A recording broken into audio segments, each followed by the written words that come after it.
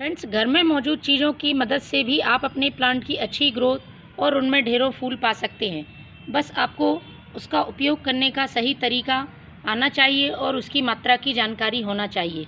हमारी किचन में कई चीज़ें ऐसी मौजूद होती हैं जिनका उपयोग यदि हम सही तरह से अपने प्लांट पर करते हैं तो हमें बाज़ार के फर्टिलाइज़र या इंसेक्टिसाइड की ज़रूरत नहीं होती है।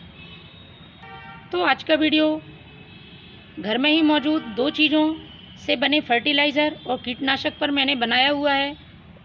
उसका उपयोग आप अपने प्लांट पर करें। आप देखेंगे कि आपका प्लांट ग्रोथ भी अच्छी कर रहा है और उसमें किसी तरह के इंसेक्ट, चींटियाँ या फंगस नहीं है।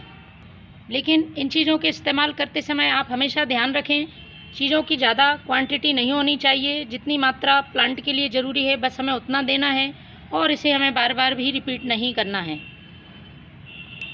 और ये जो मैं फर्टिलाइज़र बनाने वाली हूँ इसको आपको तेज़ धूप में यूज़ नहीं करना है।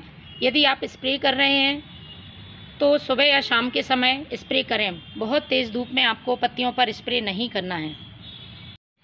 फ्रेंड्स, आज के वीडियो में मैं बात करूँगी एक ऐसे घरेलू नुस्खे के बारे में जिसके उपयोग से यदि आपके प्लांट में ग्रोथ नहीं हो रही है, फूल नहीं आ रहे हैं या फिर पौधे में फंगस, चींटियाँ या इंसेक्ट हैं तो वह भी दूर होंगे। और ये चीज़ हमारे घर में ही मौजूद रहती है। इसकी बहुत कम मात्रा में भी आप प्लांट पर बहुत ज़्यादा फ़ायदा पा सकते हैं। तो ये जो चीज़ आप मेरे हाथ में देख रहे हैं ये है बेकिंग सोडा, जिसे हम खाने वाला सोडा कहते हैं। ये बेकिंग पाउडर नहीं है, इस बात का आपको ध्यान रखना है। बेकिंग सोडा में प्लांट के लिए इंसेक्ट फ्री रखने और फंगस फ्री रखने की पावर होती है। यह एक शक्तिशाली कीटनाशक और फंगीसाइड की तरह काम करता है।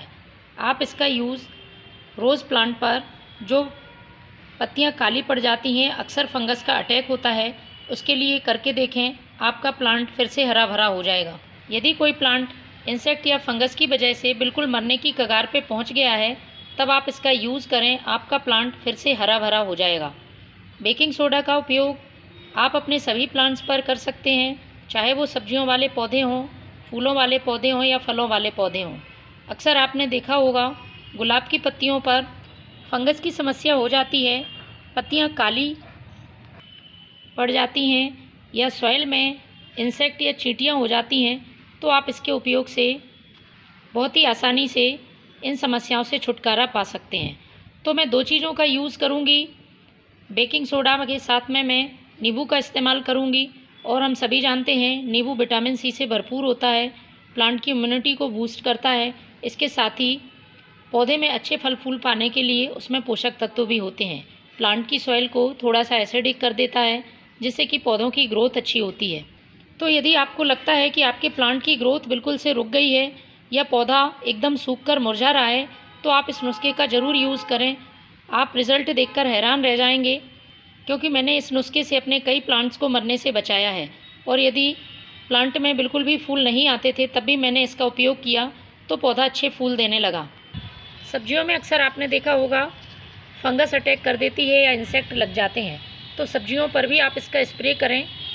आपके प्लांट हेल्दी रहेंगे और उनमें ग्रोथ भी अच्छी होगी। इस फर्टिलाइज़र को आप 2 तरह से यूज़ कर सकते हैं। यदि आप एक कीटनाशक के तौर पर यूज़ कर रहे हैं और पत्तियों पर फंगस है तो इसको आप स्प्रे कर सकते हैं।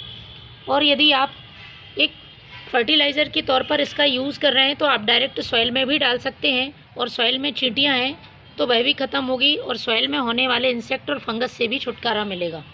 तो चलिए मैं बताती हूँ। बहुत ही आसान घरेलू नुस्खा है, प्लांट पर किसी तरह का साइड इफ़ेक्ट नहीं करता है, लेकिन इसकी क्वांटिटी जानना ज़रूरी है और प्लांट पर यूज़ करने का सही तरीका जानना ज़रूरी है। तो मैंने लिया है 2 लीटर पानी और उसमें मैं यूज़ कर रही हूँ ये आधा चम्मच खाने वाला सोडा।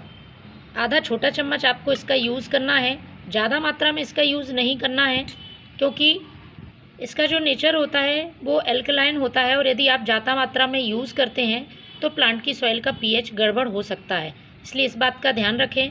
बार बार भी आपको रिपीट नहीं करना है, महीने में 1 बार आप इसका यूज़ करें। और यदि प्लांट में इंसेक्ट ज़्यादा है या फंगस है तो आप 15 दिन में 1 बार इसका यूज़ कर सकते हैं। इसके बाद इसमें जो मैं दूसरी चीज़ मिला रही हूँ वो है ये नींबू का रस। नींबू का रस आपको इस्तेमाल करना है। इसकी हमें 5 से 6 बूंदें ही इस्तेमाल करनी है, ज़्यादा इस्तेमाल नहीं करना है। इस बात का आप ध्यान रखें और इसे हमें अच्छी तरह से मिक्स कर लेना है। अच्छी तरह से मिक्स होने के बाद आपको इसे अपने प्लांट की सॉइल में पॉट की साइज़ के हिसाब से डालना है। गुड़हल में यदि फूल बनने से पहले ही कलियां गिर जाती हैं तब आप इसका इस्तेमाल करें। प्लांट में कलियां बनने लगेंगी और बहुत अच्छी फ्लावरिंग होगी। तो फ्रेंड्स, इस तरह से आप भी अपने प्लांट पर इस बेकिंग सोडा का यूज़ करें। Thank you.